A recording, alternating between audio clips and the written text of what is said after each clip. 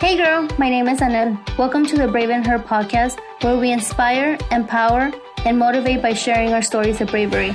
I strongly believe that by sharing our stories, we open ourselves to healing, but also serve to give hope and inspiration to those who are dealing with a tough situation. We will talk about all topics under the sun. Now let's hear your stories of bravery. Hey girl, thank you for being here for this episode. In honor of Kidney Disease Awareness Month, I want to share with you my kidney disease journey. I'm going to do it in a few episodes.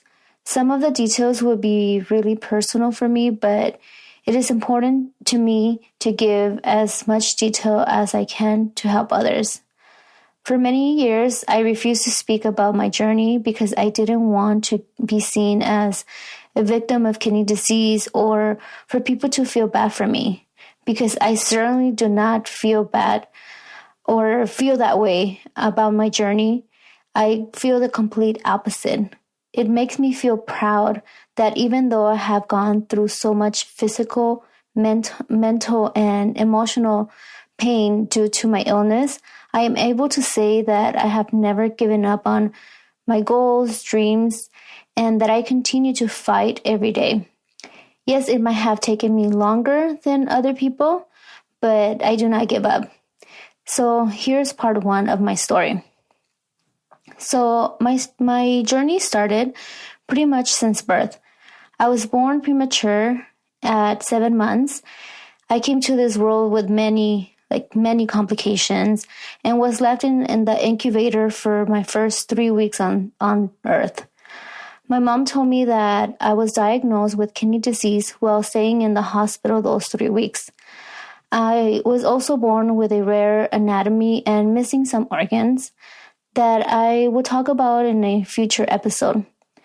Since day one, doctors told my parents that one day I would need a kidney transplant. While we waited for that day to come, I tried to enjoy my childhood as much as I could. However, I had to miss school a lot due to doctor appointments and hospital stays. I remember my mom always being in a hurry when taking me to the doctor because she had to get back to work. But I also remember my dad buying me a Happy Meal after each doctor appointment. And those were my favorite times. And it was actually, Happy Meals were actually the only thing that I would eat throughout my whole childhood up to when I received the transplant. I was always underweight. I didn't have the appetite to eat. The only thing that I remember eating was Happy Meals or bacon with flour tortilla. Throughout my childhood, I remember always feeling so tired with hardly any energy. I could not run like other kids my age because I would get tired really easily. I remember when I was about 10 or 11, my parents bought me a pair of LA Gear black and pink shoes. And I would tell my mom, look, Mom, these shoes make me run faster. When in reality, they didn't. It was just an illusion, like a hope, I guess. I spent most of my childhood playing with Barbies and in a hospital bed or laying down resting because I was tired. I knew the hospital too well. It was like my second home. In elementary school, all the way through 6th grade, I would get D's and F's because I just could not focus in school. My body was too tired to try to understand what the teacher was trying to teach me. But in November of 1995, I had my first major surgery. I was only 11 years old. And this surgery took the longest to recover. I remember being really painful, and and it took longer to heal than any other surgery. I've had many surgeries after that, but that was the longest one that took me to recover. And I was out of school for 2 months. Then I returned to school to finish 6th grade. Then in the middle of summer of 1996, the doctor said it was time for me to need a kidney transplant. My kidney function had deteriorated and I needed to get on the kidney transplant list. At the end of July, I was having surgery to get a fistula on my left arm so that I can start dialysis. And at the same time, they put in a temporary catheter so that I could start dialysis as soon as possible while the fistula healed. This was the most painful surgery I've had. It was the most simplest surgery, but the most painful. I remember my entire arm, chest, and shoulder was hurting so bad. If you don't know what a fistula is, it's a connection that's made between an artery and a vein for dialysis access. And if you don't know what dialysis is a treatment that does some of the functions that healthy kidneys do, such as such as clean your blood. The process is they put in 2 super thick needles in your fistula.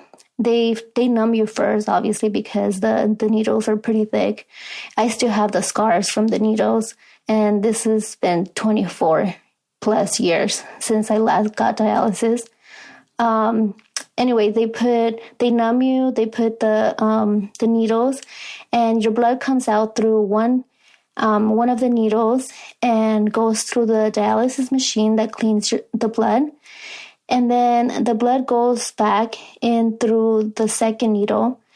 And this whole process leaves your body super exhausted. So I started dialysis right away after I had the surgery. And then I remember going to dialysis on Tuesdays and Saturdays. And I remember my nurse, her name was Irene. She was always waiting for me with a blueberry muffin to cheer me up. I would watch music videos on Saturdays while hooked to a machine that would clean my blood for 3 hours each time. I remember watching Shakira's music videos back then. At this time, I was not attending school. I was too tired to even go to school.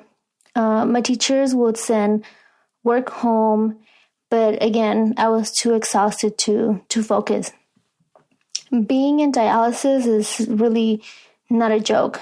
I admire those fellow kidney disease warriors who, despite being in dialysis, they are able to work out and stay strong. That was not my case, which I'm okay with because everyone's journey is different. And that is why I believe that that it is important for everyone to share their story. You just never know who you can help or who you can inspire. So I hope you enjoyed listening to a small part of my kidney disease journey. The next part will be about my kidney transplant and adulthood and how I've been able to, how I cope with kidney disease as an adult. And if you or someone you know is going through kidney disease, please know that you're not alone. I decided to share my story because throughout my 37 years of dealing with this disease, I have felt so alone. And I do not want others to feel that way. So please reach out to me or to a kidney disease community. And remember, you are brave.